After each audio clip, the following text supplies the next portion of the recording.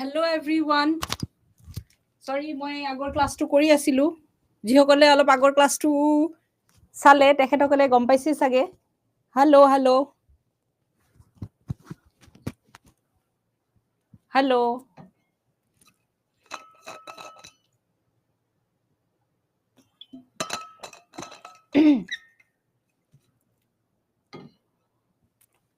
Hi, hello.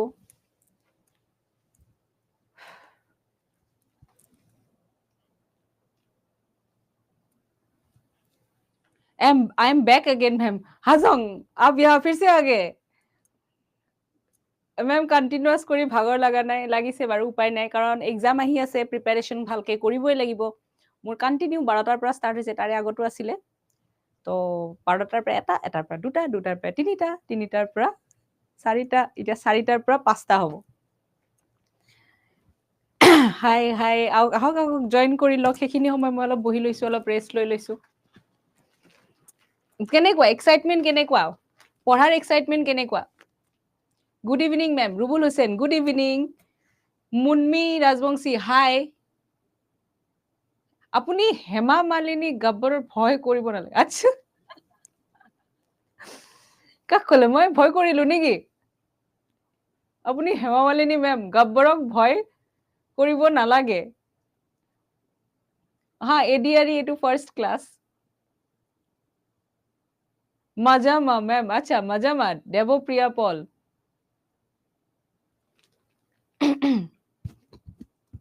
U must be tired ma'am একো নাই exam আহি আছে পঢ়িব লাগিব অলপ 5 মিনিট দিয়ক হা মই পানীটো ভৰাই আনো ঠিক আছে মই পানীটো ভৰাই আকৌ আহি আছো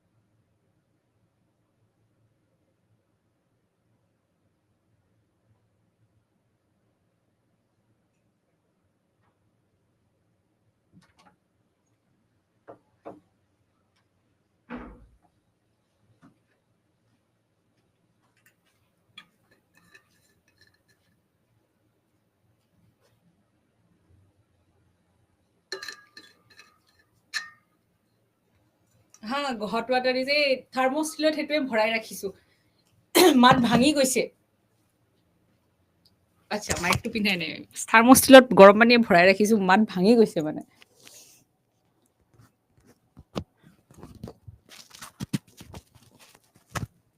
মেম ঠাণ্ডা পৰিছে হেল্ল' মেম কেবি হেল্ল' হাই হোৱাটছএপ গ্ৰুপ এটা লাগে মুন্মি ৰাজবংশী হা মই হোৱাটছএপ গ্ৰুপ এটা মই ফৰ্ম কৰি দিম বাৰু ওকে তো আমি কি কৰো আমি স্টাৰ্ট দিও আজি আমাৰ প্ৰথমটো ক্লাস তো আশা কৰো ভালে ভালে যাব বাকিখিনি সময় মই আশা কৰিছো যে যিমানখিনি পাৰো মোৰ ফালৰ পৰা মই 100% দিম আপোনালোকেও কিবা প্ৰবলেম থাকিলে ক'ব আৰু এক্সামটো আহিলে আমি কি কৰিব লাগিব আমি টিম ওয়াৰ্ক কৰিব লাগিব তো মই মোৰ ফালৰ পৰা মই 100% দিম ঠিক আছে বাকি সব ভগৱানৰ ওপৰত হা হা হোয়াটসঅ্যাপ গ্রুপ হ্যাঁ হ্যাঁ হৈ যাব মই দি দিম হৈ যাব ঠিক আছে তো আমি বেছি দেৰি নকৰি আমি ক্লাসটো স্টাৰ্ট কৰো তো কি হৈছিলে ইস্ট ইন্ডিয়া কোম্পানিৰ নাম শুনিছানে East India company East India কোম্পানিৰ নাম শুনিছা ইস্ট ইন্ডিয়া কোম্পানি আমাৰ ইন্ডিয়াত কেতিয়া আহিছিলে ইস্ট ইন্ডিয়া কোম্পানি এৰাউণ্ড ইমানত আহিছিলে ঠিক আছে তো এৰাউণ্ড ইমানত আহিছিলে তেখেতসকলে কি কৰিছিলে যোনজন তেখেতসকলৰ কুইন এলিজাবেথ তেখেতৰ পাৰমিশন লৈ পেলাই ইয়াত আহিছিলে তাৰ পিছত দেখিলে হাৰে আমাৰ ভাৰতখনটো সেইখিনি সময়ত কি আছে সোনেকি চিৰিয়া একে বিৰাট মানে কি কম আৰু ৰিসোৰ্সফুল আছিলে বহুত বেলেগ বেলেগ ধৰণৰ কি আছিলে আমাৰ ইয়াতে সোণা গহনা যিয়ে নহওক আমাৰ এনভায়ৰনমেন্টৰ ক্ষেত্ৰতে হওক জিঅৰ ক্ষেত্ৰতে নহওক কিয় একদম আগবঢ়া আছিলে ইন হিন্দী অৰ ইংলিছ আচ্ছা সবতে এক্সপ্লেইন কৰি দিম বাৰু তো কি হৈ যায় তো তেওঁলোকে ইয়াতে আহি কি কৰিলে দেখিলে বা আহিছিলে কিন্তু কিহৰ কাৰণে বেপাৰ বাণিজ্যৰ কাৰণে কিন্তু আহি ইয়াতে দেখিলে বাপৰে বাপ ইয়াতেতো বহুত কিবা কিবি আছে তেওঁলোকক টকাহে লাগে তো লাহে লাহে কি হল ইয়াতে তেওঁলোকে অলপ আভিজাত্য মানে অলপ কন্ট্ৰোলত আনিব চেষ্টা কৰিলে তাৰ পিছত কি হল ব্যাটেল অফ বক্সাৰ হল ঠিক আছে মুঘলসকলৰ লগত কি হল ব্যাটেল অফ বক্সাৰ হল ইস্ট ইন্ডিয়া কোম্পানি আৰু ইস্ট ইন্ডিয়া কোম্পানি তাতে জিকি গল জিকি যোৱাৰ লগে লগে তাত যেতিয়া তাৰ মুঘল আমাৰ যিখিনি সময় যি মুঘল আছিলে তো তেওঁ কি কৰিলে ইস্ট ইন্ডিয়া কোম্পানিক দিৱানী ৰাইটস দি দিলে দিৱানী ৰাইটস হল কি এই যোনৰ আপোনাৰ সিভিল জাস্টিসে হওক বা এইবোৰ যি ৰাইটস সেইবোৰ ৰাইটস কি কৰি দিলে আমাৰ ইস্ট ইন্ডিয়া কোম্পানিক দি দিলে তো তাৰ পিছত ইস্ট ইন্ডিয়া কোম্পানিয়ে কি কৰিলে টাইম টেবল কোড পাব হা ট্ৰেড বেপাৰ বাণিজ্য ট্ৰেডৰ কাৰণে ইয়াতে আহিছিলে ঠিক আছে তো কি হল দিৱানী ৰাইটস তেখেতসকলে পাই গল দিৱানী ৰাইটস দিৱানী তেখেতসকলে পাই গল তো মেইন বস্তুটো তেখেতসকলে পালে তো ইয়াতে কি হৈ গল মানে যোনটো টেৰিটৰিয়েল পাৱাৰ সেইটো তেখেতসকলে বিস্তাৰ কৰিবলৈ ললে স্প্ৰেড কৰিবলৈ ললে আৰু তাৰ পিছত কি হল লাহে লাহে তেওঁলোকে ভাবিলে যে আৰু বেছি মানে তেখেতসকল ইয়াতে পাৱাৰফুল হৈ গল তো যেতিয়া তেখেতসকলে পাৱাৰফুল হৈ গল ইফালে তো ব্ৰিটেনে তো নজৰ ৰাখিয়ে আছে তেওঁলোকৰ ওপৰত যে ইয়াতে কি কৰি আছে है ना बाय बाय अच्छा हाजंग आपने तो वही 3 बजे का क्लास कर ही लिया ठीक है बाय তো কি হৈ যায় তেখেতসকলে তো নজৰ ৰাখিয়ে আছে দেখিছে যে ইস্ট ইন্ডিয়া কোম্পানিৰ পাৱাৰ বহুত বেছি হৈ গৈছে তেখেতসকলেও বিচাৰিছে আমাৰ ইণ্ডিয়াত কন্ট্ৰোল কৰিব তো তেখেতসকলে কি কৰিছে কিছুমান ৰুল ওলাইছে কিছুমান এক্ট বনাইছে তো সেই এক্ট কেইখন আমি ইয়াতে একদম এক্সাম পইণ্টৰ ভিউ পৰা পঢ়ি আছো দেই তো ইয়াতে কি হৈ যায় আমি দুটা ভাগত ভগাই দিছো ইয়াতে কোম্পানি ৰুলত আমি কি পঢ়িম ক্ৰাউন ৰুলত আমি কি পঢ়িম কোম্পানি ৰুলত পঢ়িম আমি regulating act 1773 amending act East India company charter আৰু ইয়াতে আমি এইবোৰ পঢ়িম ঠিক আছে তো আমি স্টাৰ্ট কৰো ৰবহা ডিঙিটো একদম শুকাই গৈছে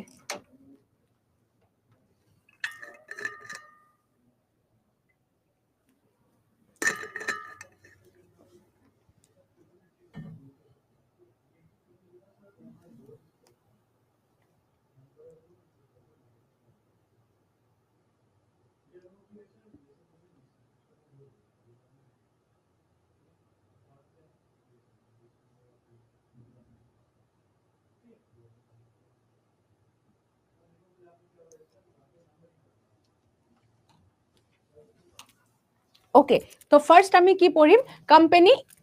রুল তো ইয়াত কি পঢ়িম দিৱানী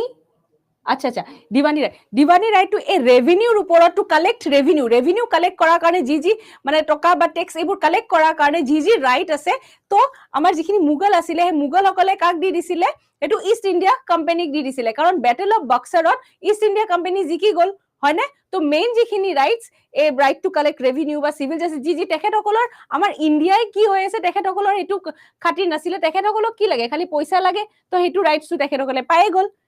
টেক্স কালেক্ট কৰা ঠিক আছে তো এতিয়া হল যে ৰেগুলেটিং এক্ট ফাৰ্স্ট এক্টখন আছিলে regulating act first act to regulate the functions of East India company কাৰণ ইহঁতে নিজৰ ইমান কি মানে যি মন যায় সেইবোৰ কৰিবলৈ ল'লে তো সেইকাৰণে কি কৰিলে যোনটো আমাৰ ব্ৰিটেইনৰ যোনটো মানে আপোনাৰ গভৰ্ণমেণ্টে তো তেওঁলোকে এটা ৰেগুলেট কৰিলে সিহঁতৰ ফাংচনছত যাতে সিহঁতে যাতে এটা কন্ট্ৰোল এটা আনিব পাৰে ইষ্ট ইণ্ডিয়া কোম্পানীৰ ওপৰত সেইকাৰণে এই এক্টখন আনা হ'ল laid foundation of central administration কেন্দ্ৰীয় প্ৰশাসনৰ কি কৰিলে ইয়াতে ফাউণ্ডেশ্যন এষ্টাব্লিছ কৰিলে ইয়াতে আপোনালোকক এমচিকিউ সুধিব পাৰে যে চেন্ট্ৰেল এডমিনিষ্ট্ৰেশ্যন কেতিয়া হৈছিলে কোনখন এক্টৰ দ্বাৰা আনা হৈছিলে তেতিয়া আপোনালোকে কি কৰিব লাগিব ৰেগুলেটিং এক্ট 1773 পৰা Diwani rights a rights to collect revenue এইবোৰ সব দিৱানী ৰাইটছত পৰে পিডিএফ তেনেকুৱা হৈ যাব ৰেকৰ্ডেড ক্লাছ স্কোৰ পৰা পাম ইয়াতে পাই যাব ইয়াতে আপোনালোকৰ সাইডত অপচনত দেখা পাই যাব ঠিক আছে ঠিক আছে ওকে তো গভৰ্ণৰ অফ এইখন এক্টতে কি কৰা হল আগতে কি আছিলে গভৰ্ণৰ অফ বেংগল আছিলে আগতে গভৰ্ণৰ অফ বেংগল আছিলে কিন্তু এইখন এক্টৰ দ্বাৰা কি কৰি দিয়া হল গভৰ্ণৰ জেনাৰেল অফ বেংগল কৰি দিয়া হল এইখন এক্টৰ দ্বাৰা আগতে গভৰ্ণৰ অফ বেংগল আছিলে তাৰছত গভৰ্ণৰ জেনাৰেল অফ বেংগল কৰি দিয়া হল আৰু গভৰ্ণৰ জেনাৰেল অফ বেংগলৰ এতিয়া কাম কাজবোৰ কোনে চাব কাম কাজ কৰিবৰ কাৰণে কোনোবা লাগিলে তেতিয়া এখন এক্সিকিউটিভ কাউন্সিল বনাই দিয়া হল যোনজন এক্সিকিউটিভ কাউন্সিলত কি কেইজন থাকিব মানে এক্সিকিউটিভ কাউন্সিলত থাকিব কেইজন 4 জন মেম্বাৰ তাতে থাকিব আৰু তেওঁলোকে গভৰ্ণৰ জেনাৰেল অফ বেংগলক কি কৰিব হেল্প কৰিব তো গভৰ্ণৰ অফ বম্বে আৰু আগতে আছিলে আপোনাৰ গভৰ্ণৰ এটো গভৰ্ণৰ অফ এটো বম্বে আছিলে মাদ্ৰাজ আছিলে আৰু বেংগল আছিলে কিন্তু এইখন এক্টৰ দ্বাৰা কি কৰি দিয়া হল বেংগলৰ যোনজন গভৰ্ণৰ তেখেতক অলপমান বেছি পাৱাৰ দি দিয়া হল আৰু বম্বে আৰু মাদ্ৰাজক কি কৰি দিয়া হল অলপ পাৱাৰ কমাই দিয়া হল অলপ ইনফেৰিয়ৰ কৰি দিয়া হল আৰু এইটো এক্টৰ আন্ডাৰতে কি আহিছিলে সুপ্ৰিম কোৰ্ট আহিছিলে কলকাতাত এষ্টাব্লিছ কৰি দিয়া হৈছিলে আজি মেৰাথন সেশনত সুধিছিলো কোনটো ইয়াৰত আহিছিলে এটো ঠিক আছে প্ৰহিবিশন অন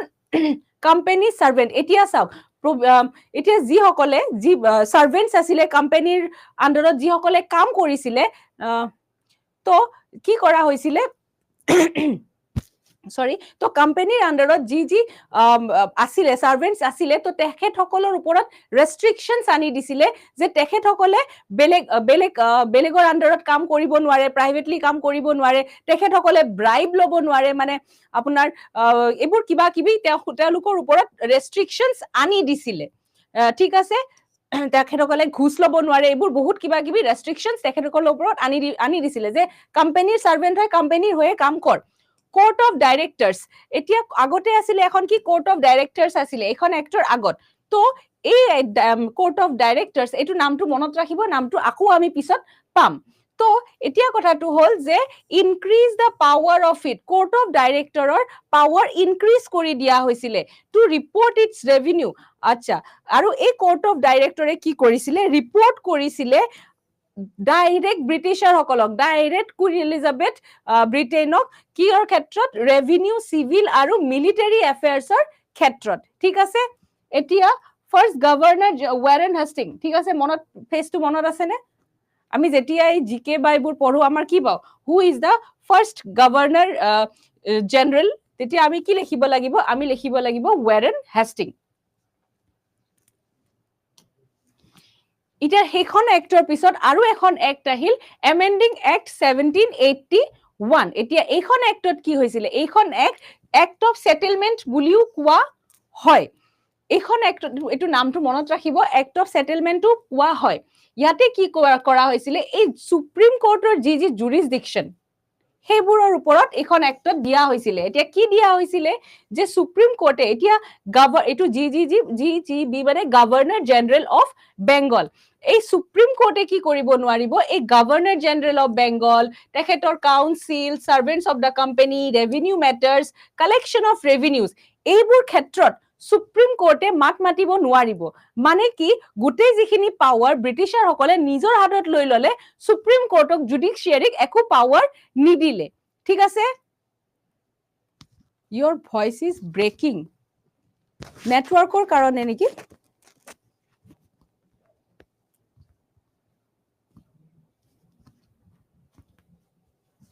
মই পিপিটি খন আপোনালোকক অসমীয়াটো দি দিম ঠিক আছে বুজাইটো অসমীয়াতে আছো বাৰু পিপিটি খনো মই ইয়াতে আপোনালোকক অসমীয়াত মই আনি দিম ওকে তো ইয়ালৈকে আমি বুজিলো তো কি হল complete control on the inhabitants of এটা কলকাতা এতিয়া ব্ৰিটিছ সকলৰ কি আছিলে আমাৰ ইয়াৰে মানুহ থাকক নাথাকক তেওঁলোকৰ কি একো প্ৰবলেম নাছিলে মানে ইহঁতে কেয়াৰে কৰা নাছিলে যে ইয়াৰে আমাৰ ইণ্ডিয়াৰ মানুহ মানে জিয়াওক মৰক যেনেকা একো কাম নাছিলে সিহঁতৰ খালি কি আছিলে পইচা লাগে টকা লাগে হয় নে নহয় তো এই যে কিছুমান আমাৰ যি মেটাৰ্স পাৰ্সোনাল কিবা মেটাৰ্স আমাৰ কিয় আমাক জাস্টিস লাগে আমাক ইকুৱেলি এইবোৰ যি আছিলে তেওঁলোকে কৈ দিলে যে তহঁতৰ প্ৰবলেম তহঁতেই সলভ কৰ হিন্দু যিসকল আছিলে মানে তেওঁলোকৰ যি ল আছে হিন্দু ল মতে তেখেতক সেই ল ফলো কৰিব দিলে আৰু মুছলিম যিখিনি আছিলে তেখেতসকলৰে ল ফলো কৰিব দিলে তো কাৰণ তেওঁলোকৰ একো মানে ইন্টাৰেস্টেড নাছিলে যে আমাৰ ইয়াৰ মানুহে কি কৰি আছে কি কৰি থকা নাই তেখেতৰ খালি কিহত আছিলে মোটিভটো কি আছিলে খালি টকা তো ইয়াত সেইকাৰণে দিয়া হৈছিলে যে কমপ্লিট কন্ট্ৰোল হিন্দুসকলে নিজৰ যি হিন্দু ল আছে সেই ফলো কৰিব মুছলিম লয় নিজৰ ল ফলো কৰিব তো ইনহেবিটেন্ট মানে যিখিনি আছিলে ইয়াৰে সিটিজেন ইয়াৰে নাগৰিক বা ইয়াৰে যিখিনি ভাৰতীয় আছিলে তেখেতসকলৰ ওপৰতে কমপ্লিট কন্ট্ৰোল দি দিলে যে যেনেকা মৰা মৰ তো appeals from provincial court ইয়াতে কি আছে appeals from provincial courts governor general not to the supreme court এতিয়া চাও আগতে কি আছিলে ডিফাৰেন্ট স্টেটস বোৰ আছিলে নে ব্ৰিটিছাৰৰ আন্ডাৰত তো তাত কি আছিলে তাতো তো কিবা কিবি প্ৰবলেম চলি আছে নাই যে সাপোজ কোৰ্টৰ প্ৰসিজাৰ বোৰ কিছুমানে মানা নাই কিছুমান স্যাটিসফাই নহয় তো তেওঁলোকে কি কৰিব আজিকালি কি হয় যেতিয়াই আমি কোৰ্টে সাপোজ কিবা এটা ডিসিশন দিলে আমি যদি স্যাটিসফাই নহয় আমি ডাইৰেক্ট কি কৰিব পাৰো সুপ্ৰিম কোৰ্ট হাই কোৰ্ট যাব পাৰো হয়নে কিন্তু আগতে কি হৈছিলে যে তেনেকা হোৱা নাছিলে আগতে আছিলে appeals from provincial courts এই জি প্লেস ব্ৰিটিছাৰৰ আন্ডাৰত আছিলে তো তাতে জি কোৰ্ট আছিলে তাৰে পৰা যদি আপিল আহে হেতু ডাইৰেক্ট সুপ্ৰিম কোৰ্টৰ তাত যোৱা নাছিলে হেতু গভৰ্ণৰ জেনাৰেল অফ কাউন্সিলৰ তাতহে গৈছিলে কাৰণ কি হৈছিলে কমপ্লিট পাৱাৰ কমপ্লিট কন্ট্ৰোল তেখেতে নিজৰ হাতত ৰাখিব বিচাৰি আছিলে For provincial courts, Governor General in Council can frame regulations. Ite provinces burat. Horu ঠাইবোৰত যিবোৰ ব্ৰিটিছৰ আন্ডাৰত আছিলে তাতে কি কৰিছিলে যিবোৰ ৰেগুলেশনস ফৰ্ম হয় যিবোৰ ৰুলস আইনি বা যিয়ে নহক যি মানে ফলো হয় হেবোৰ কোনে বনাইছিলে কোনে ফ্ৰেম কৰিছিলে হেতু ফ্ৰেম কৰিছিলে গভৰ্ণৰ জেনাৰেল ইন কাউন্সিল ঠিক আছে গভৰ্ণৰ জেনাৰেলক বহুত পাৱাৰ দি দিয়া হৈছিলে শক্তিশালী কৰি দিয়া হৈছিলে হেখিনি সময়ত Okay. Pitt's India Act. তাৰ পিছত আহিলে আমাৰ কি Pitt's India Act. ইয়াত কি হৈছিলে introduced in British Parliament for the first time by PM William Pitt. ইয়াতে দুই ধৰণৰ ডিস্টিংশন আহিলে কি হল কমাৰ্শিয়াল ফাংশনস আৰু পলিটিক্যাল ফাংশনস বোৰ ডিভাইড কৰি দিয়া হল যে কমাৰ্শিয়াল ফাংশনস কাৰ আন্ডাৰত থাকিব কোৰ্ট অফ ডাইৰেক্টৰছৰ আন্ডাৰত আৰু যোনখিনি পলিটিক্যাল ফাংশনস হেখিনি কাৰ আন্ডাৰত আহিব হেখিনি বোৰ্ড অফ কন্ট্ৰোলৰ আন্ডাৰত আহিব এতিয়া কমাৰ্শিয়াল ফাংশনসত এতিয়া এই বেপাৰ বাণিজ্য ট্ৰেড বিজনেস যি আছে সব ইয়াতে সোমাব আৰু পলিটিক্যালত যি ধৰক এই ষ্টেট ৰিলেটেড পলিটিক্স ৰিলেটেড যিমান বস্তু আছে হেবোৰ সব কোট সোমাব ল বনোৱা বা ল ইমপ্লিমেন্ট কৰা ল ফোৰ্সত আনা সব কিহত সোমাব ইয়াতে political ফাংশনসত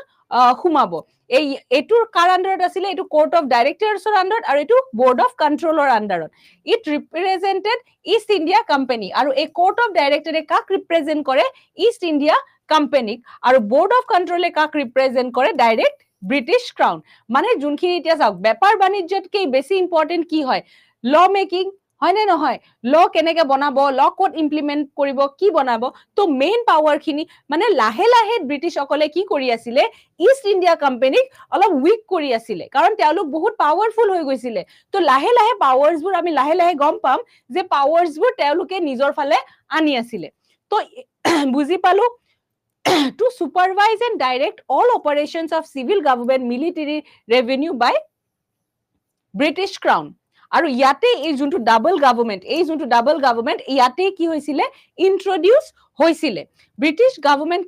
gut control over company's affairs and administration of India এতিয়া চাওক যেহেতু মেইন পাৱাৰ খিনি মেইন ফাংচনছ খিনি তেওঁলোকে নিজৰ হাতত লৈ ললে তো অবভিয়াসলি কি হ'ব এই যে কোম্পানীৰ যিখিনি এফেয়াৰ্স বা এডমিনিষ্ট্ৰেটিভ যিখিনি কামবোৰ আছে তো সেইবোৰ যি পাৱাৰ্স খিনি অবভিয়াসলি ব্ৰিটিছ গভৰ্ণমেণ্টৰ হাততে আহি যাব হয়নে তো ইয়াতো হেতুৱে হৈছিলে নেক্সট আহিল আমাৰ চাৰ্টাৰ এক্ট 1786 ইয়াত কি হৈছিলে যে the governor general of Bengal British সকল গল লৰ্ড কৰ্ণৱেলিছৰ তাত লৰ্ড কৰ্ণৱেলিছ আছিলে বিৰাট মানে কানিং চালাক আছিলে very smart bro very smart তো তেখেতো বিৰাট স্মাৰ্ট আছিলে তেখেতে জানে যে ব্ৰিটিছ গভৰ্ণমেণ্টে তেওঁক পুৰা তেখেতৰ আণ্ডাৰত ৰব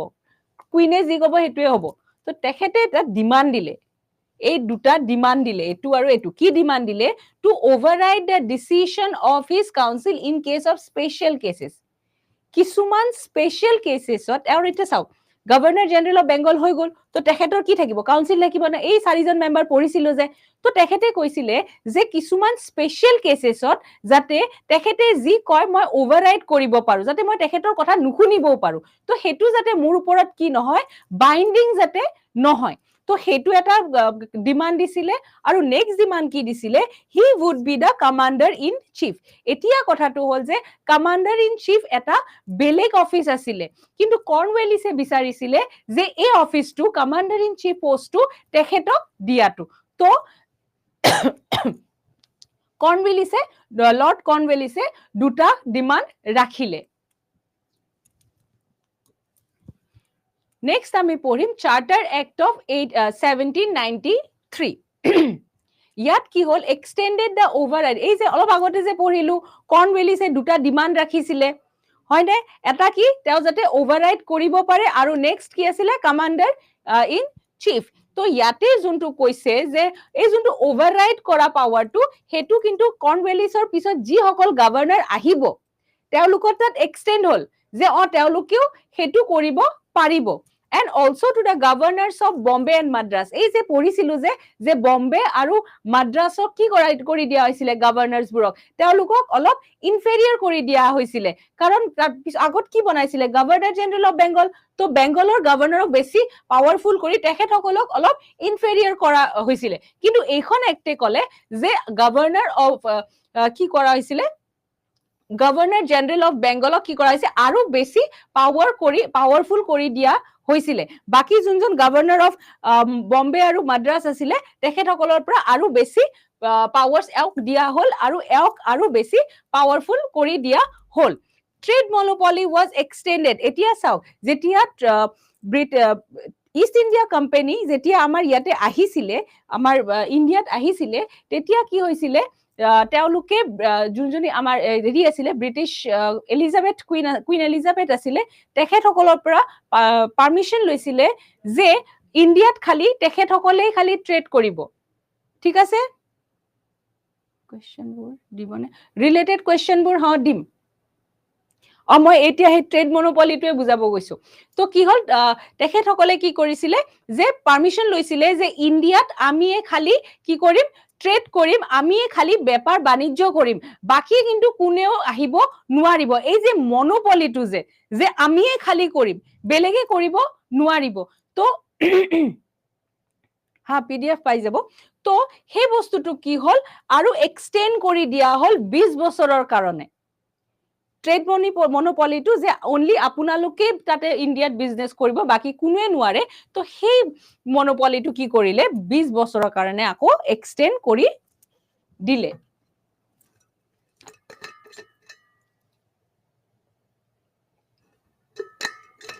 এতিয়া কথাটো কি হল, আমাৰতো লৰ্ড কৰ্ণৱালিছটো চালাক আছিলে, তেখেতেতো এই ডিপাৰ্টমেণ্টটো পাই গল, এই অফিচটো পাই গল, কমাণ্ডাৰ ইন চিফ।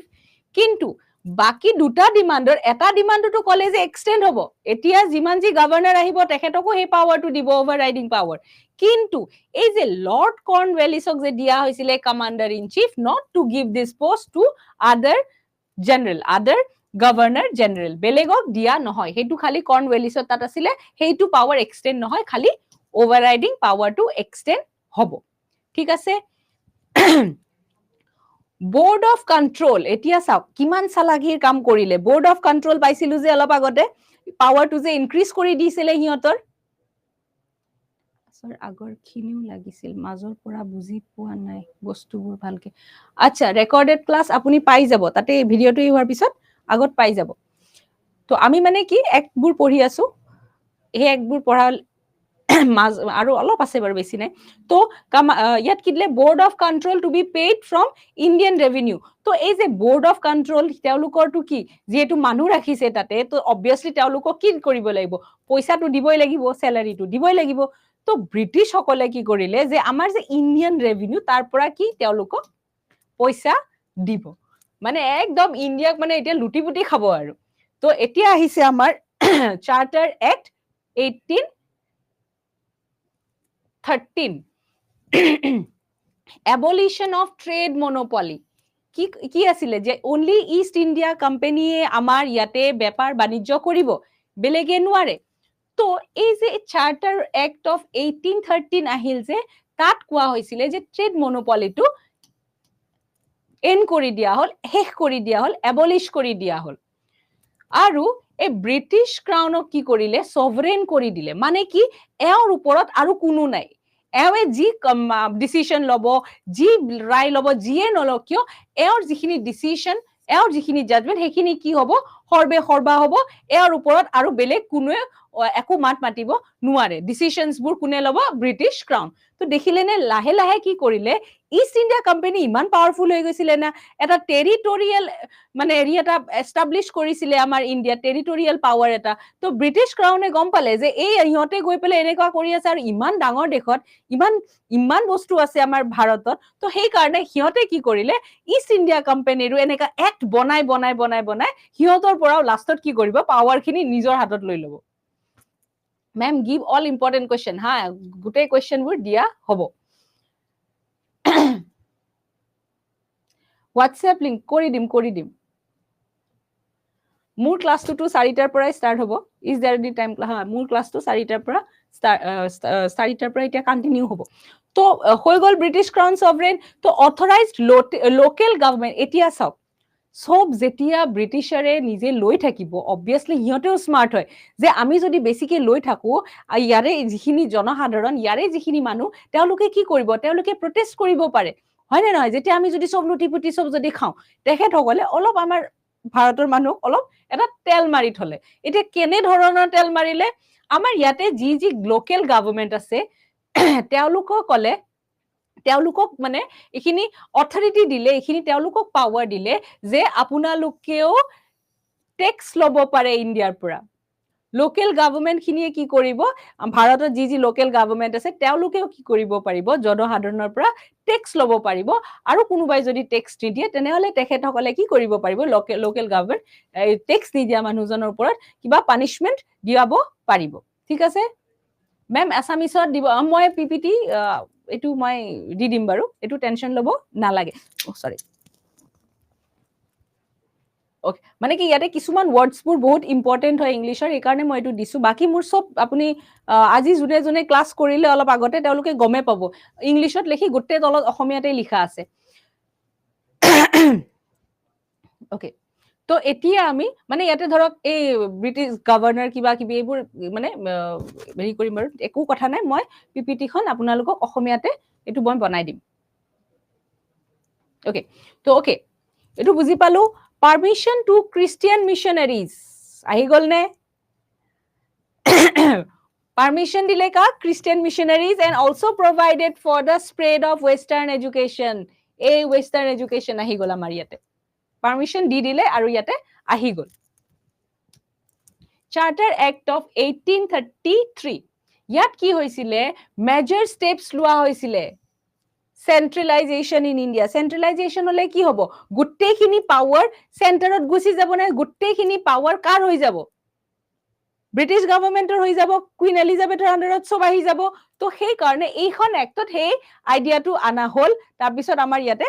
কি মেজৰ স্টেপস লোৱা হল যাতে আমাৰ ইয়াতে সেন্ট্ৰেলাইজেশন আহে মানে সব যাতে কেন্দ্ৰৰ ফালে সব যাতে ঢাপলি মেলে যিমান পাৱাৰ্স আছে সব যাতে সেইফালে যায় আৰু ব্ৰিটিছ গভৰ্ণমেন্ট কুইন এলিজাবেথ তেখেতসকল ব্ৰিটেইন যাতে আৰু বেছি পাৱাৰফুল হৈ যায় তো ইয়াত আছে governor general of Bengal governor general of India চাওক গভৰ্ণৰ জেনাৰেল অফ বেংগল আছিলে হয়নে তো তাৰ পিছত কি কৰিলে গভৰ্ণৰ জেনাৰেল অফ ইণ্ডিয়া বনাই দিলে আৰু এই পোষ্টটো এই অফিসটো আৰু বেছি ষ্ট্ৰং কৰি দিলে কেনেকে অল সিভিল আৰু মিলিটাৰী পাৱাৰ যিমান সিভিল মিলিটাৰী যিবোৰ পাৱাৰ্স আছিলে সব এখেতক দি দিলে আৰু এই অফিসটো বেছি লাগান মুভিখন চাইছিলে নে নাই আমিৰ খান আছিলে নেকি আমিৰ খান আছিলে ৰাধাকে সে না জলে এইটোৰে এখন চিনেমাৰে গান নহয় জানো ওকে তো হৈ গল নে এইটো সব পাৱাৰ্স খিনি এখেতকে দি দিলে এখেতে এতিয়া কি হৈ থাকিলে সৰ্বে সৰ্বা হৈ থাকিলে নাজল তো legislative powers of governors of Bombay and Madras এই বম্বে আৰু মাদ্ৰাছৰ গভৰ্ণৰৰ পাৱাৰ্স বোৰটো অলপকে লৈ লোৱা হৈছিলে ইয়াতেও এখন এক্টৰ দ্বাৰা কি হল যে এই যে লেজিসলেটিভ পাৱাৰ্স অলপ বাছি আছিলে তো সেই কাক দি দিলে গভৰ্ণৰ জেনাৰেল মানে এই পোষ্টটোক এই অফিসটোক দি দিলে ইয়াতে ভেস্ট কৰি দিলে গভৰ্ণৰ জেনাৰেল অফ ইণ্ডিয়াক দি দিলে মানে লাহে লাহে কি কৰি আছে এই গভৰ্ণৰ জেনাৰেল অফ ইণ্ডিয়াৰ যোনটো অফিসটো সেইটো বেছি ষ্ট্ৰং কৰি আছে ঠিক আছে মই ইয়াতে অসমীয়া পিপিটি খন মই যেতিয়া আপোনালোকক দিম মই অসমীয়া তাতে দি দিম ঠিক আছে মই ওকে তো এইখিনি আমি বুজি পালো East India company commercial functions ended এতিয়া চাওক আমি আগত পঢ়িছিলো না ডায়াৰকি কমাৰ্শিয়েল ফাংশনস আৰু পলিটিক্যাল ফাংশনস আছিলে হয়নে তো কমাৰ্শিয়েল ফাংশনস কি হৈছিলে ইষ্ট ইণ্ডিয়া ৰিপ্ৰেজেন্ট কৰিছিলে নে তো কমাৰ্শিয়েল ফাংশনস বোৰ এন্ড কৰি পেলাই এটা এডমিনিষ্ট্ৰেটিভ বডি বনাই দিলে ঠিক আছে কমাৰ্শিয়েল ফাংশনস বোৰ এন্ড কৰি পেলাই এটা এডমিনিষ্ট্ৰেটিভ বডি বনাই দিলে আৰু টেৰিটৰিজ যিবোৰ টেৰিটৰিজ ইষ্ট ইণ্ডিয়া কোম্পানীৰ আন্ডাৰত আছিলে সেইবোৰ টেৰিটৰি সেইবোৰ জায়গা কি কৰিলে ব্ৰিটিছ গভৰ্ণমেন্টে নিজৰ আন্ডাৰত লৈ ললে ঠিক আছে আমাৰ এই ভাৰতত সোনে কি চিৰিয়া হে কিছুমান ইংলিছ সিনেমাত ব্ৰিটিছৰে বুলে কয় ন সোনে কি চিৰিয়া আচ্ছা তো যি আছিলে সব এখেতসকলে নিজৰ কন্ট্ৰোলত আনি ললে ঠিক আছে তো নেক্সট আছে যে সিস্টেম অফ ওপেন কম্পিটিশন এতিয়া চাওক আগতে কি আছিলে যোনবোৰ ভাল পোষ্ট আছিলে যোনবোৰ ভাল পোষ্ট আছিলে সেইবোৰ কাৰ আন্ডাৰত আছিলে সেইবোৰ ব্ৰিটিছৰ আন্ডাৰত আছিলে বুজি পালো যিবোৰ ভাল পোষ্ট আছিলে সেইবোৰ ব্ৰিটিছৰ আন্ডাৰত আছিলে তো এই এক্টৰ দ্বাৰা ওপেন কম্পিটিশন আনিলে যে মানে কি আমাৰ যিখিনি ইণ্ডিয়ান আছে আমাৰ যিখিনি ভাৰতীয় আছে তেখেতসকলেও যাতে এই যোনটো কম্পিটিশন তেওঁলোকৰ যি এক্সাম হয় তাতে যাতে তেওঁলোকেও ভাগ ল'ব পাৰে আৰু ভাল যাতে পোষ্টত আহিব পাৰে ইয়াৰে কথা ইয়াতে এইখন এক্টৰ আন্ডাৰত চলিছিলে কিন্তু কি হল এই যে কোৰ্ট অফ ডাইৰেক্টৰ্ছ আমি যে অলপ আগতে যে পঢ়িলো যে পাৱাৰ্স কিছুমান কোৰ্ট অফ ডাইৰেক্টৰ্ছক দিয়া হৈছিলে তেখেতসকলে ব্ৰিটিছ গভৰ্ণমেন্টক ৰিপ্ৰেজেন্ট কৰে তো কি হল সেই বস্তুটো এওঁলোকে অপোজ কৰিলে তো তেওঁলোকে অপোজ কৰাৰ লগে লগে কি হল এইখন ইমপ্লিমেন্ট নহল এইখন ফোৰ্সত নাহিল ইয়াতে ষ্টপ হৈ থাকিল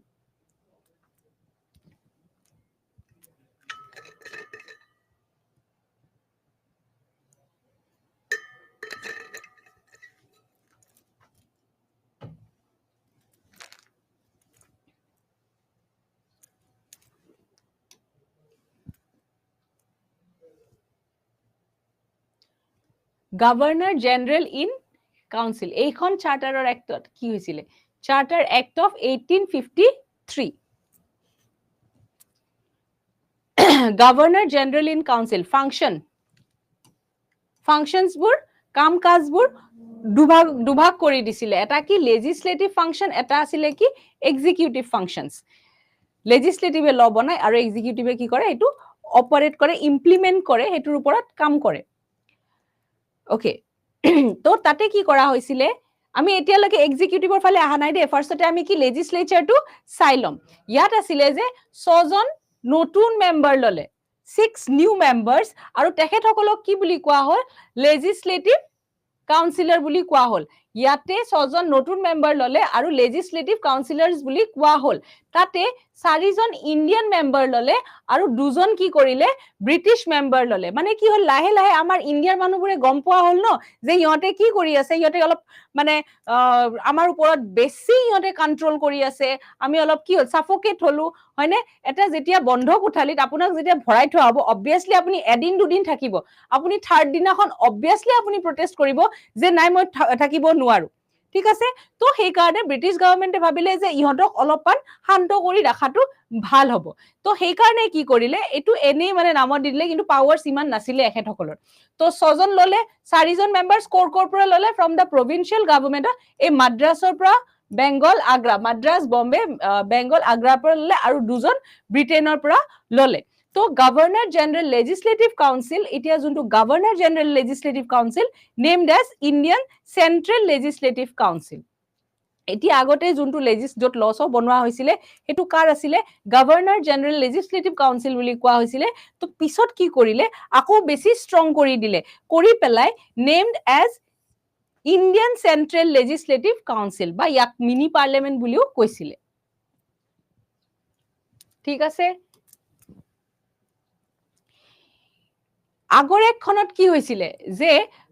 ওপেন কম্পিটিশন আনিব বিচাৰিছিলে সবে যাতে পাৰ্টিসিপেট কৰিব পাৰে সব ইন্ডিয়ানছে যাতে পাৰ্টিসিপেট কৰিব পাৰে তো সেই কাৰণে কি কৰা হৈছিলে ওপেন কম্পিটিশন আনাৰ কথা কৈছিলে ইয়াতে আকৌ কি কৰিলে ইয়াতে এইখন এক্টত কি কৰিলে ইন্ট্ৰোডিউসে কৰি দিলে ঠিক আছে তো এইখন ওপেন কম্পিটিশন আনাৰ কাৰণে এই মেকলে কমিটি এপইন্ট কৰিলে মেকলে কমিটি এখন বনালে কিমানত 1854 তো মেকলে কমিটি কেতিয়া হৈছিলে 1854 ত হৈছিলে ঠিক আছে ওপেন কম্পিটিশন হা ওপেন কম্পিটিশন কি যত মানে কি অনলি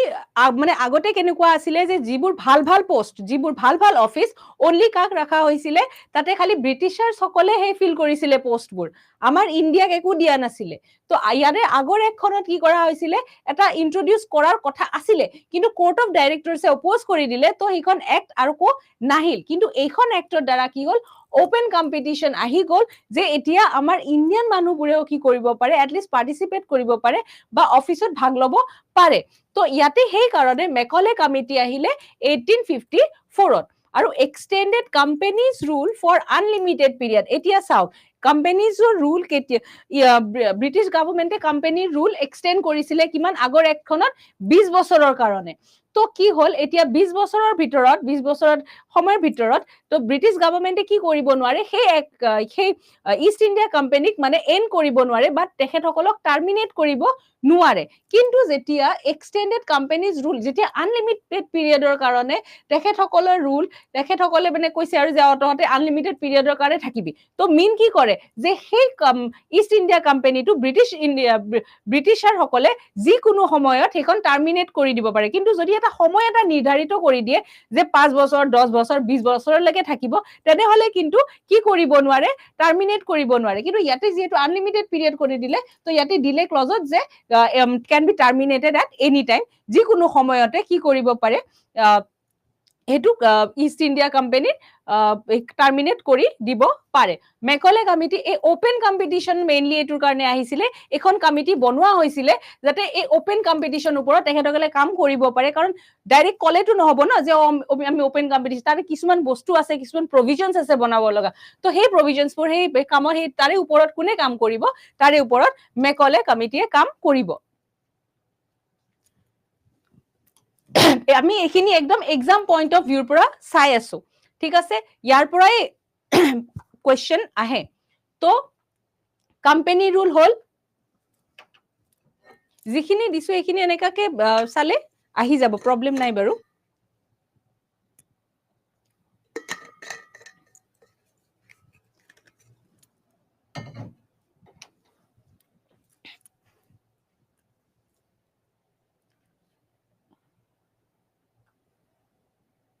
আচ্ছা লাহে লাহে বুজাব মেম ওপেন কম্পিটিশন আচ্ছা ঠিক আছে এতিয়া কি আহিলে দা ক্ৰাউন ৰুল কোম্পানী ৰুল শেষ হল হয়নে লাহে লাহে কি কৰিলে ব্ৰিটিছ সকলেওতো বিৰাট কানিং আছিলে ন তো ইষ্ট ইণ্ডিয়া কোম্পানীৰ যিখিনি বস্তু আছিলে পাৱাৰ চাৰ যি আছিলে লাহে লাহে আগৰ এক্টখনত কি কৰিলে মানে মই যিখিনি বস্তু দিছো পইণ্ট ৱাইজত দিছো এইকাৰণে ওপৰে ওপৰে গৈছো এনেকে আপোনালোকে এবাৰ তাতে চাই ল'ব ইয়াৰ পৰাই আহে কুৱেশ্যনছ মই এইকাৰণে পইণ্ট ৱাইজ দিছো যাতে আপোনালোকৰ সোনকালে মনত থাকে ওকে তো দ্য ক্ৰাউন ৰুলত কি বুজাইছে গভৰ্ণমেণ্ট অফ ইণ্ডিয়া এক্ট 1858 ইয়াত কোৱা হৈছিলে ইয়াক চাওক ডাইৰেক্টলি এবলিশ কৰি দিলে নে নাই ফাৰ্ষ্ট এটেতে কি কৰিছিলে পাৱাৰছবোৰ লাহে লাহে লৈ আছিলে এইখন এক্টৰ দ্বাৰা কি কৰা হল ডাইৰেক্টলি ইষ্ট ইণ্ডিয়া কোম্পানীক একেবাৰে নাইকিয়াই কৰি দিয়া হল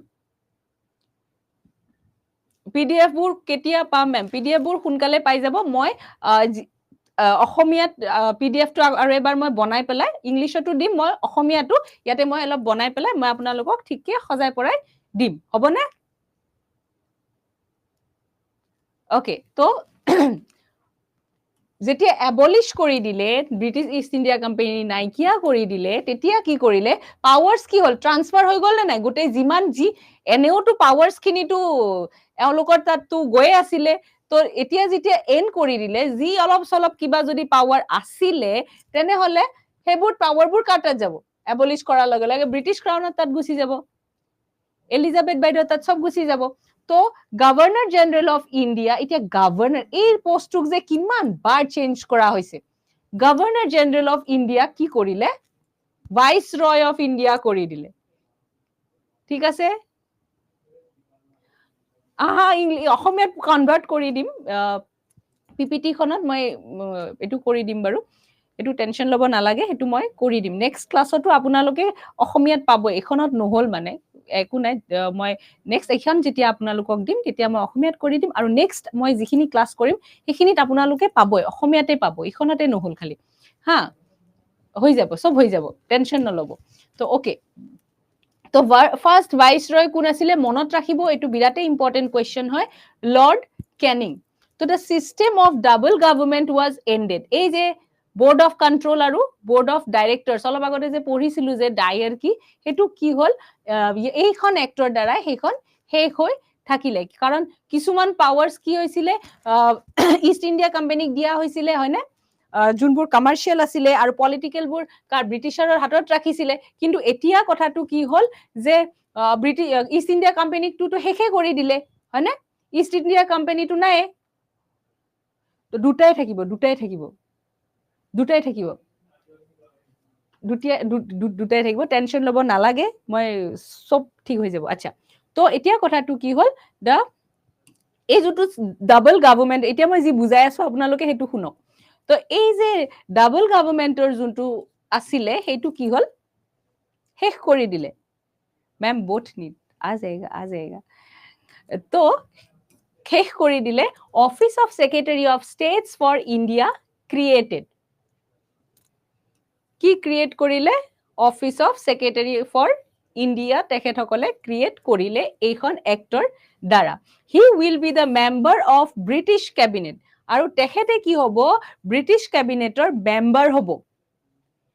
15 মেম্বাৰ কাউন্সিল অফ ইন্ডিয়া আৰু তেখেতৰ এটা কাউন্সিল হ'ব এতিয়া অকলেটো সব কৰিব নোৱাৰে অবভিয়াসলি মানুহটোটো লাগিবই হয়নে তো সেই কাৰণে কি কৰিলে 15টা মেম্বাৰ appoint কৰিলে 15টা মেম্বাৰ কাউন্সিলত ললে টু এসিস্ট SOS মানে সেক্ৰেটাৰি অফ স্টেটস আৰু সেক্রেটারি অফ স্টেটস কি হয় এটা লিগেল বডি হয় তো ইয়াত সিম্পলি এটু কথাই কৈছে যদি কোৱেশ্চনত যদি হুদে যে ইষ্ট ইণ্ডিয়া কোম্পানী কোনখন এক্টৰ দ্বাৰা এবলিশ কৰা হৈছিলে তেনেহলে মনত ৰাখিব গভৰ্ণমেন্ট অফ ইণ্ডিয়া এক্ট 1853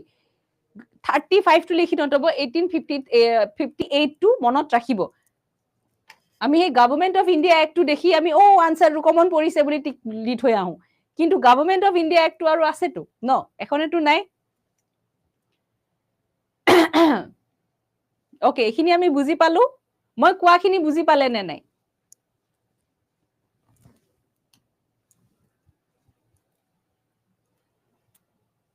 এতিয়া আমাৰ আহিব ইণ্ডিয়ান কাউন্সিল এক্ট 1861 ইয়াত কি হৈছিলে ভাইসৰয় দুটা কাউন্সিল বনাই দিয়া হৈছিলে লেজিসলেটিভ কাউন্সিল আৰু এক্সিকিউটিভ কাউন্সিল দুটা কাউন্সিল বনাই দিয়া হৈছিলে তো some Indians to be nominated এতিয়া মই জি বই কৈ আছো আপোনালোকে হেখিনি বুজি যাওক বাকি আপোনালোকে টেনশন লব না লাগে তো some Indians to be nominated as official members of viceroy's legislative council চাওক মই কৈছিলো না দুটা আছিল এটা এক্সিকিউটিভ আৰু এটা লেজিসলেটিভ তো লেজিসলেচাৰত হে কিন্তু ইন্ডিয়ান হুমাইছে এতিয়ালৈকে এক্সিকিউটিভত কিন্তু তেখেতসকলে হাত দিয়া নাই ইন্ডিয়ানসক তাত ভৰোৱা নাই তো ইয়াত আকো অলপমান কি কৰিলে some Indians to be nominated as non official members এ ৰাখিলে of viceroy's legislative council lord Canning এ তিনিজন ইন্ডিয়ানক চুজ কৰিলে কাক কাক চুজ কৰিলে raja of Banaras maharaja of Patiala sir Dinkar Rao এখেতসকলক হে কি কৰিলে তাত ৰাখিলে তো initiated the process of decentralisation legislative power return to the এতিয়া কি হৈছিলে সেন্ট্ৰেলাইজেশন আছিলে নে সব পাৱাৰ্স বোৰ ব্ৰিটিছাৰে নিজৰ হাতত লৈ লৈছিলে কিন্তু এতিয়া কি হল অলপ পাৱাৰ্স বোৰ অলপ ডিভাইড কৰি দিয়া হল ডিসেন্ট্ৰেলাইজেশন আহিল কি লেজিসলেটিভ পাৱাৰ্স এতিয়া গভৰ্ণৰ অফ বম্বে আৰু মাদ্ৰাছক একেবাৰে উইক কৰি দিয়া হৈছিলে পাইছিলো না ইনফেৰিয়াৰ কৰি দিয়া হৈছিলে তেখেতসকলৰ পাৱাৰ লৈ লোৱা হৈছিলে তো কথাটো হল যে ইয়াত কি কৰিছিলে তেওঁলোকক পাৱাৰ্স বোৰ ৰিটাৰ্ণ কৰি দিয়া হৈছিলে ঠিক আছে পাৱাৰ্স বোৰ ৰিটাৰ্ণ কৰি দিয়া হৈছিলে ঘুৰাই দিয়া হৈছিলে new legislative council's where established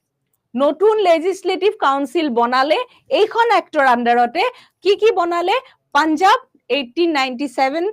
north ওয়েস্টাৰ্ণ প্ৰভিন্সেছত বনালে আৰু বেংগলত 1862 বনালে তাৰ পিছত কি হল পোৰ্টফোলিও সিস্টেম আহি গল তাৰ পিছত ভাইসৰয় গট দিস পাৱাৰ ভাইসৰয় কি পাৱাৰ পালে অৰ্ডিনেন্স মানে এমাৰ্জেন্সি সিচুৱেশনত তেখেতে ডিসিশন লব পাৰে তেনেকুৱা আহি গল এতিয়া চাও পোৰ্টফোলিও সিস্টেমলে কি সাপোজ এক্সিকিউটিভৰ এজন মানুহ এজনক কি কৰিলে চাৰ্জ দিলে যে সেই ডিপাৰ্টমেন্ট ৰিলেটেড জি হব এক্সিকিউটিভ তো তেখেতে কি কৰিব তেখেতে ডিসিশন লব ঠিক আছে তো হেতুৱে কোৱা হৈছে ইয়াতে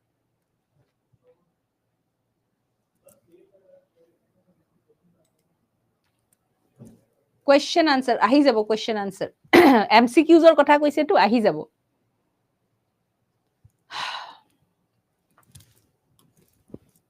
Indian Council Act 1892 ইয়াত কি হৈছিলে non official members increased in central and provincial legislative council এই non official members ৰ কথা কলে যে আমাৰ ইন্ডিয়ানছক যে ভৰোৱা হৈছিলে তো অলপ মেম্বাৰ্স কি কৰিলে তাতে অলপ বঢ়াই দিলে increase in functions of legislative council এতিয়া লেজিসলেটিভৰ লেজিসলেটিভ কাউন্সিলৰ জি ফাংশন আছিলে জি তেখেতসকলে কাম কৰিব লাগিছিলে হেবোৰ আৰু অলপ বঢ়াই দিলে পাও যেনে ধৰক এতিয়া তাত কি কৰিব পাৰিব তাতে এতিয়া বাজেট ডিসকাস কৰিব পাৰিব ঠিক আছে provided for nominations of some non-official members আকৌ তাত non-official members or nominationৰ কথাও ইয়াতে কলে মানে আৰু তাত non-official members ভৰাব নেক্সট আহিলে আমাৰ আপোনালোকে মই বুজাই দিয়াৰ পিছত এবাৰ চকু ফুৰাই দিলে মনত আহি যাব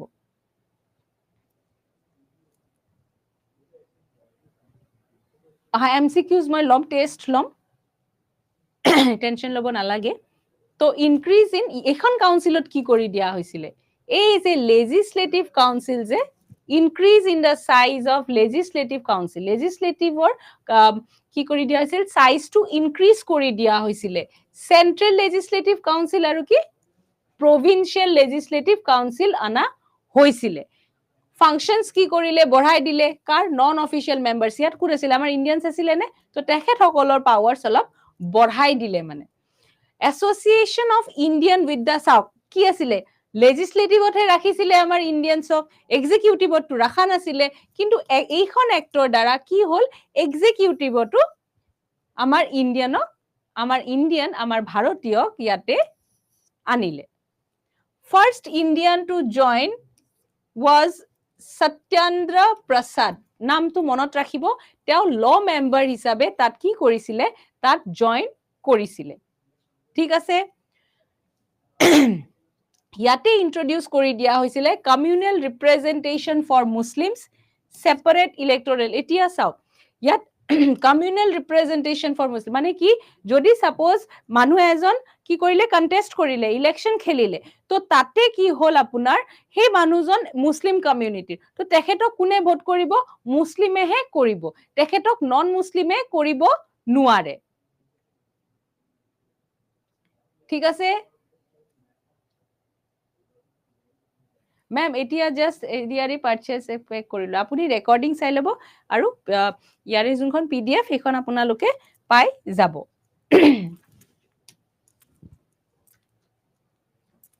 আমি ইয়াতে আৰু বহুত কিবা কিবি পাম আমি ডিপিএসপি পাম ফান্ডামেন্টাল ৰাইটস পাম এইবোৰ বহুত ইন্টাৰেস্টিং হয় এই হিষ্ট্ৰীটো এনেও বাৰু এনেকা হয় কিন্তু কি কৰিম আমাৰটো পৰীক্ষাত আহিবই আমি সোনকালে কোৰ্স কমপ্লিট কৰিব লাগে হয়নে তো সেই কাৰণে আমি ইয়াতে এনে চকু ফুৰাই যাম যেতিয়া পিপিটি এখন দিম আপোনালোকে এবাৰ চাই লব বস্তুবোৰ মই তাতে দুটা হেৰিতে মই দি দিম ওকে তো গভৰ্নমেন্ট অফ ইণ্ডিয়া এক্ট 1919 ইয়াতে আছে এখন এক্টত কি বুলি কোৱা হয় মন্টেগ চেমছফোৰ্ড ৰিফৰ্ম ইয়াতে মন্টেগ আছিলে কি সেক্ৰেটাৰী অফ ষ্টেটছ আৰু এখেত আছিলে কি ভাইস ৰয় তো central and provincial subjects were demarcated এতিয়া সেন্ট্ৰেলত যি সাবজেক্ট আছিলে সাপোজ কিবাখন সাবজেক্ট ঠিক আছে কি কৰিছিলে সেন্ট্ৰেলৰ বেলেগ সাবজেক্ট সেন্ট্ৰেলত অমুক সাবজেক্ট সোমাব আৰু কি প্ৰভিন্সিয়েল যিবোৰ সৰু ব্ৰিটিছ গভৰ্নমেন্টৰ আন্ডাৰত যিখিনি আছিলে তো সেইবোৰৰ কি হ'ব বেলেগ সাবজেক্ট হ'ব ইয়াতে তাত কি কৰা হৈছে ডায়াৰকিটো অপোজ কৰা হৈছিলে নে হেক কৰি দিয়া হৈছিলে ইয়াতে আকৌ কি কৰা হৈছে ডায়াৰকি ইন্ট্ৰোডিউস কৰা হৈছিলে আৰু ইয়াতে দুখন সাবজেক্টৰ কথা কোৱা হৈছে ৰিজাৰ্ভ সাবজেক্ট আৰু ট্ৰান্সফাৰ্ড সাবজেক্ট এইখন কি আছিলে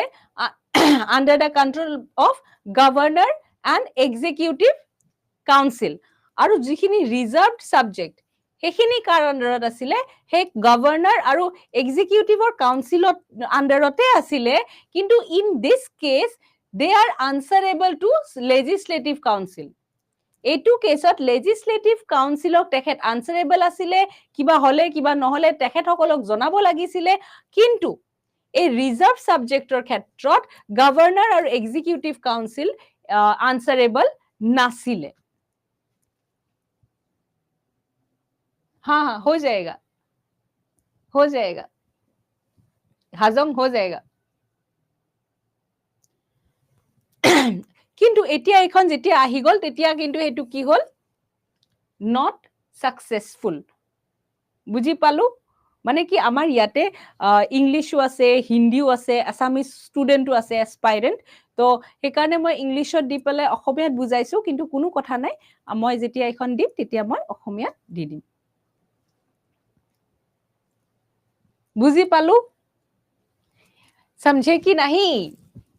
लेजिस्लेटिव काउंसिल हेखन एक्टर द्वारा की करा হৈছিলে legislative council replaced by bicameralism and direct election in the country কি আহি গল bicameralism আৰু direct elections আহি গল bicameralism কি আছিলে bicameralism আছিলে upper house lower house আমাৰ ইন্ডিয়াত কি আছে এতিয়া পিডিএফ কোড পাম মেম পিডিএফ পাই যাব ইয়াতে মই দি দিম অলপ দেৰিকে আপোনালোকৰ এই যি ইস্যুজ হৈছে এইখিনি মই আগতে ঠিক কৰি লম দুটাই আহি যাব দুটা ল্যাঙ্গুৱেজ ইয়াতে আহি যাব তাৰ পিছত মই আপোনালোকক দুইটাই সব দি দিম ইয়াতে তাৰ পিছত আপোনালোকক মই ইয়াতে আপোনালোকে অ্যাটাচমেন্ট বুলি ইয়াতে যে আছে তাতে আপোনালোকে পাই যাব হৈ যাব আজি স্টার্টিং হে বুজিলো এইখিনি তো 36 ভাইসরয়স ছজন এই ভাইসৰয়ৰ এক্সিকিউটিভত 6 জন লৈছিলে, ঠিক আছে, তাৰে 3 জন ইণ্ডিয়ান আছিলে, ঠিক আছে। এই ভাইসৰয়ৰ এক্সিকিউটিভ কাউন্সিলত 6 জন মেম্বাৰ লৈছিলে, তাৰে 3 জন ইণ্ডিয়ান আছিলে। এতিয়া চাওক সিহঁতে কিমান চালাক, এই যে অফিসটো যে কমান্ডাৰ ইন চিফ অফিসটো, এই অফিসটো কিন্তু এই ইণ্ডিয়ানক দিয়া নাই, সেইটো তেওঁলোকৰ হাততে ৰাখিছে, ঠিক আছে। ইয়েস টু দা মই পুৰা টু দা পইণ্ট বুজাই আছো, কাৰণ ইমান ডিটেইলত গৈ যি বস্তু নাহে এক্সামত সেইবোৰ পঢ়ি কি হ'ব, টু দা পইণ্ট পঢ়িলে কি হয়, এমচিকিউজ কৰিব সহজ হয়। ইয়াতে পুৰা মই লাইনত দি দিছো, এমচিকিউজ আহিলে আপোনালোকে পাৰিবই।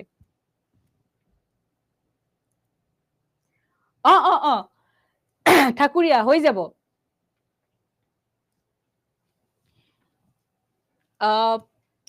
বুজি পালো এইখিনি। তো এক্সটেনশন অফ কমিউনেল ইলেক্টৰেটস, আমি অলপ আগতে কি কৰিছিলো, কমিউনেল ইলেক্টৰেটস কি আছে, যদি মুছলিমৰ ক্ষেত্ৰত দিছিলে যে যদি মুছলিম এজন যদি কণ্টেষ্ট কৰে, ইলেকশ্যন খেলে, তেতিয়া কি এজন নন মুছলিমেহে ভোট দিব পাৰি,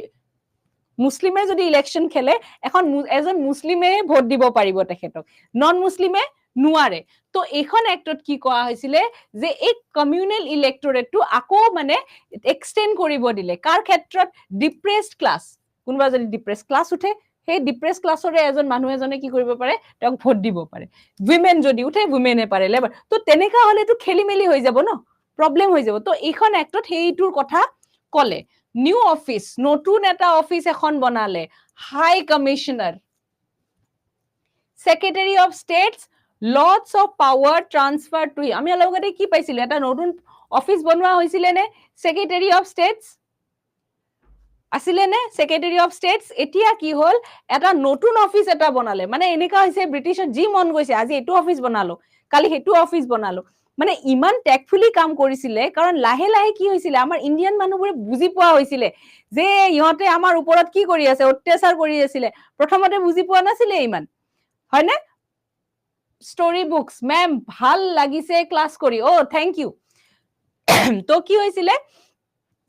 লাহে লাহে আমাৰ ইণ্ডিয়ানছ বোৰৰো কি হ'ল যে ইহঁতে ভাৰতীয় বোৰৰো যে ইহঁতে আমাৰ ওপৰত অত্যাচাৰ কৰি আছে। তো সেই কাৰণে যাতে আমাৰ ইয়াতে কি হয়, অলপমান যাতে তেলো মাৰিলে, অলপ পাৱাৰবোৰ ব্ৰিটিছাৰেও পালে, মানে এনেকা টাইপ সিহঁতে কনস্পিৰেচি কৰি আছিলে। নতুন নতুন অফিস বনাই আছিলে যাতে আমাৰ ইয়াৰে মানুহে বুজি নাপায়। তো নতুন অফিস কি হাই কমিশনাৰ বনালে, আৰু সেক্ৰেটাৰি অফ স্টেটছৰ যিমান বেছিভাগ পাৱাৰ কি কৰিলে, তেখেতক ট্ৰান্সফাৰ কৰি দিলে। ইয়াত establishment of public service commission, চাওক এইটো ইম্পৰ্টেন্ট হয়, কোনটো ইয়াৰত আহিছিলে, 1926ত আহিছে, ঠিক আছে।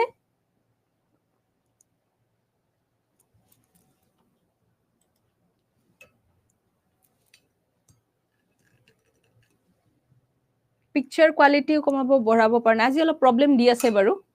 মই অলপ নিজক আন্ধাৰ আন্ধাৰ দেখি আছো, একো নাই, আজি অলপ কিবা প্ৰব্লেম দি আছে, ইছ্যুজখিনি শৰ্ট আউট হৈ যাব।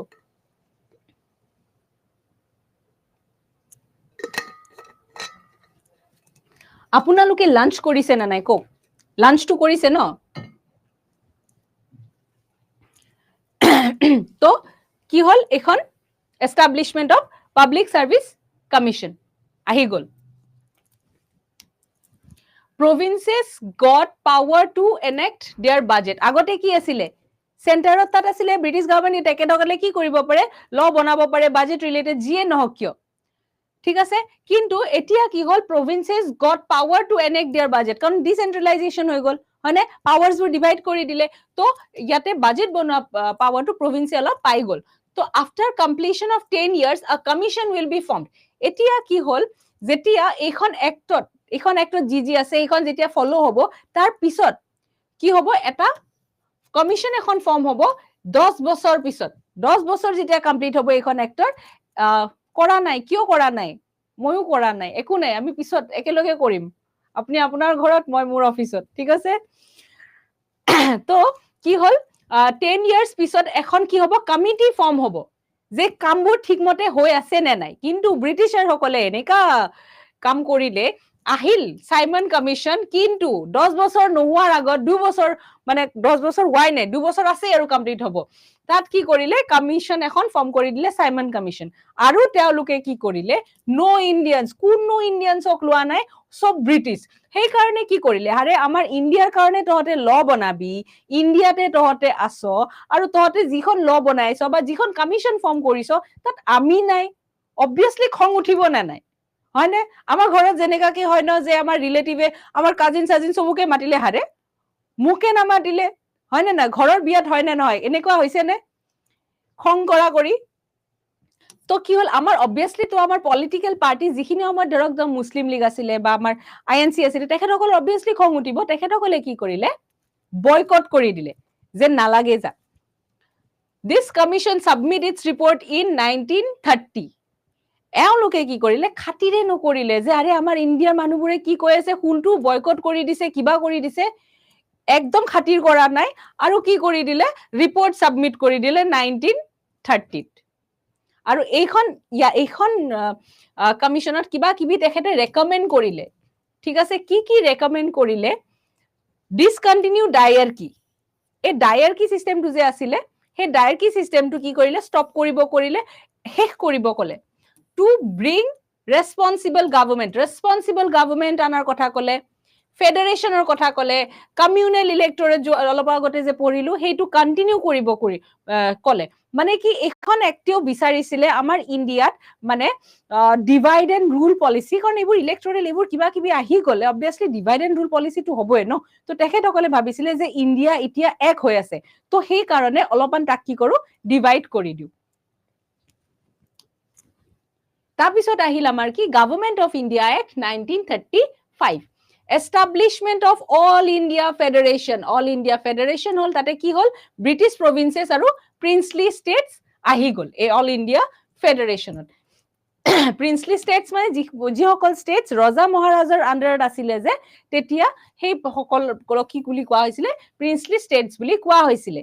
আৰু কি বনালে, ফেডাৰেল লিষ্ট বনালে, ষ্টেট লিষ্ট বনালে, কনকাৰেণ্ট আমাৰ এতিয়া যোনটো আছে আৰু concurrent list, state list, central list, সেইবোৰ আগতে চেন্ট্ৰেলখন ফেডাৰেল আছিলে, but princely states did not join. এতিয়া ৰজা মহাৰাজাৰ আণ্ডাৰত এখন সিহঁতে ইমান ধুনীয়াকে নিজে কি কৰি আছিলে, এখন ৰাজ্য চলাই আছিলে নে নাই, এখন প্লেচ এখন বা এৰিয়া এটা তেওঁলোকে কি কৰি আছিলে, আণ্ডাৰ দেয়াৰ কণ্ট্ৰল আছিলে। এতিয়া যদি ফেডাৰেশ্যনত যদি তেখেতসকলে জইন কৰে, তো ব্ৰিটিছাৰে কি কৰিব, ব্ৰিটিছাৰৰ আণ্ডাৰত আহি গ'ল নে, তো ব্ৰিটিছাৰে অবভিয়াছলি তেখেতসকলৰ পাৱাৰ লৈ যাব, তেখেতসকলে কি হৈ যাব লেছ পাৱাৰফুল হৈ যাব। তো সেইকাৰণে প্ৰিন্সলি ষ্টেটছে তাত জইন নকৰিলে। এডপশ্যন অফ ডায়াৰকি এট চেণ্টাৰ, চেণ্টাৰত ডায়াৰকি ডাবল গভৰ্ণমেণ্টৰ কথা ক'লে, কিন্তু সেইখন ইমপ্লিমেণ্ট কৰা নহ'ল। বাই কেমেৰেলিজিম, এই যোনটো upper house lower house introduced হ'ল ইয়াতে। আচ্ছা, গভৰ্ণমেণ্ট অফ ইণ্ডিয়া এক্ট 1935ত ইমপ্লিমেণ্ট হৈছিলে, ইন্ট্ৰডিউচ হৈছিলে দেই বাই কেমেৰেলিজিম। এইটো বিৰাটেই ইম্পৰ্টেণ্ট কুৱেশ্যন, এইটো আপুনি আনচাৰটো মনত ৰাখিব, কেতিয়া ইন্ট্ৰডিউচ হৈছিলে। RBI, ফেডাৰেল পাব্লিক চাৰ্ভিচ, এইবোৰ চব এইখন এক্টৰ আণ্ডাৰত আহিছিলে। আৰু ফেডাৰেল কোৰ্ট কেতিয়া হৈছিলে, 1937ত ফেডাৰেল কোৰ্ট আহিছিলে, ঠিক আছে। এইবাৰ আমি পঢ়িম ইণ্ডিয়ান ইণ্ডিপেণ্ডেন্স এক্ট 1947। এইখনক কি বুলি কোৱা হয়, মাউণ্ট বেটেন প্লেন বুলি কোৱা হয়। আৰু এটা নাম আছে, সেইটো মোক আপোনালোকে জনাব যদি পাৰে, পিছত ময়ে কৈ দিম বাৰু, কিন্তু যদি পাৰে ক'ব। ইণ্ডিয়ান ইণ্ডিপেণ্ডেন্স এক্ট 1947 বা মাউণ্ট বেটেন প্লেন। তো পাৰ্টিশ্যন, ইণ্ডিয়া পাকিস্তানৰ কথা আহি গ'ল, পাৰ্টিশ্যনৰ কথা। তো হ'ল ভাইচৰয়ছ পোষ্ট কি হ'ল, established governor general for each dominion. তো এইখন এক্টে ক'লে যে ইণ্ডিয়াৰ কাৰণে এজন গভৰ্ণৰ জেনেৰেল হ'ব, আৰু কি পাকিস্তানৰ কাৰণে এজন গভৰ্ণৰ জেনেৰেল হ'ব। তো Indian princely states were given permission, আৰু যিবোৰ ইণ্ডিয়ান প্ৰিন্সলি ষ্টেট আছিলে, ৰজা মহাৰাজাৰ আণ্ডাৰত যি সৰু সৰু ষ্টেটছবোৰ আছিলে, তেখেতসকলক ক'লে যে আপোনালোকৰ যি মন আপোনালোকে কৰক, আপোনালোকে ইণ্ডিয়াৰ লগতো থাকিব পাৰে বা আপোনালোকে ইণ্ডিপেণ্ডেণ্টলিও থাকিব পাৰে। তো dropped the title of emperor of India. আগতে আমাৰ কি বুলি ৰিপ্ৰেজেণ্ট কৰা হৈছিলে, কাগজে কলমে পত্ৰই কি আছিলে, এম্পেৰাৰ অফ ইণ্ডিয়া আছিলে। কিন্তু এইখন এক্টৰ দ্বাৰা কোৱা হৈছিলে যে এতিয়া আৰু এম্পেৰাৰ অফ ইণ্ডিয়া নাথাকিব। এতিয়া লাষ্ট ভাইচৰয় অফ ইণ্ডিয়া যোন আছিলে তেখেত first governor general of India হৈ গ'ল কোন আছিলে মাউণ্ট বেটেন এইখন প্লেন মাউণ্ট বেটেনৰ টাইমত আনা মাউণ্ট বেটেনে আনা সেইকাৰণে এইখন মাউণ্ট বেটেন প্লেন বুলিও কোৱা হয় আৰু এইখন এক্টৰ আণ্ডাৰতে কি হৈছিলে পাৰ্টিশ্যন ইণ্ডিয়া এণ্ড পাকিস্তান তো এইটো মনত ৰাখিব যে last viceroy of India আৰু first governor general of India কোন আছিলে মাউণ্ট বেটেন আছিলে মনত থাকিলে মই একদম পইণ্ট ওয়াইজ দিছো এবাৰ চাই দিলে আপোনাৰ পুৰা মনত আহি যাব যে কি আছে কাৰণ এইখিনিৰ পৰা বহুত কোৱেশ্চন আহে মই কোৱেশ্চন পেপাৰ্স চাইছো ন সৰু সৰু কোৱেশ্চনস বহুত আছে আৰু আজিকালিতো জানে কম্পিটিশনটো ইমান বাঢ়ি গৈছে তো মই যিমান পাৰিছো ন সব বস্তু পইণ্ট ওয়াইজত দি দিছো কাৰণ আহিবতো এমসিকিউ ন তো যিমান পাৰিছো সব ঘুমাইছো মাউণ্ট বেটেন প্লেন কি বুলি কয় কক কিবা দেখি কিবা টাইপ আছিলে নেকি অলপ হিন্ট দি দিছো চাব ওকে তো কি হল এইকাৰণে মই গুটে পইণ্ট আউট কি পইণ্ট ওয়াইজ সব দি দিছো এক্সাম পইণ্ট অফ ভিউ পৰা আমি গুটেখিনি চাইছো ইয়াতে এইখিনি চালে হৈ যাব ঠিক আছে আৰু কিবা কোৱেৰিজ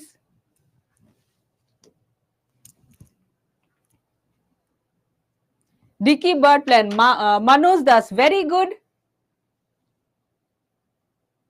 মেম আপোনাৰ দিয়া ভালকে সব পঢ়িম একদম আমি অহা বছৰ আমাৰ হাতত চাকৰি থাকিব লাগিব পাহৰিলো একো নাই আমি ইয়াতে সব ৰিভিজন দিম এইখিনি মই একদম পইণ্ট ওয়াইজ দি দিছো আপোনালোকে চাই ল'ব ইয়াতে মই পিডিএফ কৰি পেলাই দি দিম আপোনালোকক ভাল লাগিছে পঢ়ি মেম থেংক ইউ আকৌ আমি ইন্টাৰেষ্টিং বনাম ক্লাছটো আজি ষ্টাৰ্ট হৈ আছিল আৰু হিষ্ট্ৰী পৰ্শনটো এনেও অলপমান কি হয় মুখস্থ টাইপ হৈ যায় নে তো অলপমান বোৰিং তেনেকা হয় কিন্তু তথাপি মই ট্ৰাই কৰিছো একদম পইণ্ট ওয়াইজ দিব যাতে আপোনালোকে চালেই যাতে মনত আহি যায় মেম এমসিকিউ আহি যাব MCQ last governor of India হা ভেৰি গুড তো আমি কি কৰিম মই আপোনালোকৰ মাজে মাজে টেষ্ট লৈ থাকিম ঠিক আছে যিখিনি পঢ়ালো তাৰে মাজে মাজে মই টেষ্ট লৈ থাকিম আপোনালোকে ৰিভিজন দি থাকিব তো কি কৰো ক্লাছটো মই এন্ড কৰো মই নাম্বাৰটো ইয়াতে মই কৰি দিম তো গ্ৰুপ এটা ফৰ্ম কৰি তাতে আপোনালোকক ভৰাই ল'ম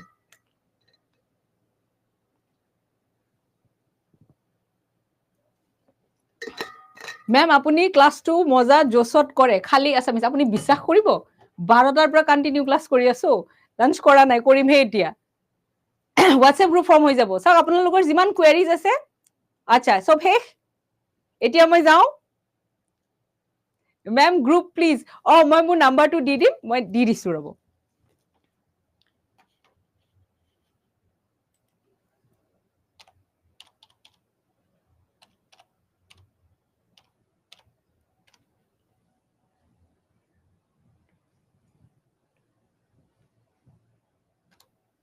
এই নাম্বাৰটো মই দি দিছো আপোনালোকে চাই ল'ব আৰু ক্লাছটো যদি কৰি ভাল লাগিলে ফিডবেক আহিব আপোনালোকে যদি ভাল পালে আশা কৰিছো ভাল ফিডবেক এটা পাম তো থ্যাংক ইউ ফৰ ওয়াচিং ভালকে পঢ়িব আমি নেক্সট আকৌ লগ পাম বাই